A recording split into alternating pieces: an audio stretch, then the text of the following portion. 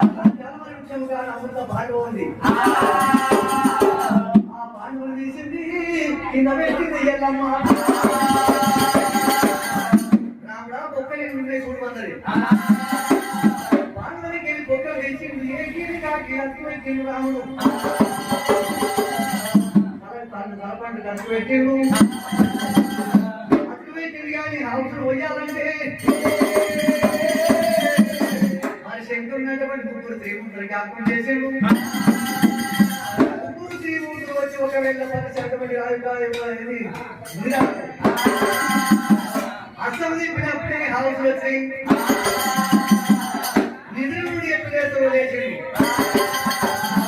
ఆ మునిరాజు లేచేమంటాడు, ఈ పిల్లలంతా నా పిల్లలే, బిడ్డ ఇంకా నా బిడ్డలే, ఎల్లమ్మ కూడా నా భార్యనే, నేను నమ్ముతా.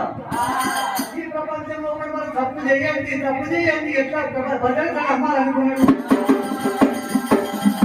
ఆనాడు పిల్లలు వేసిండు.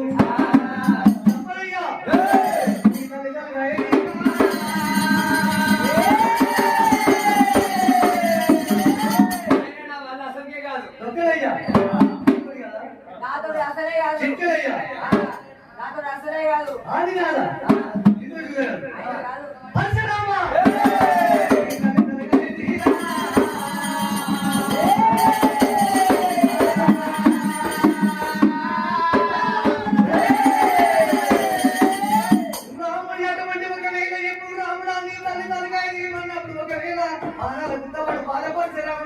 చూడకుండా ఒకవేళ గంటకుండా చేత పట్టిండు.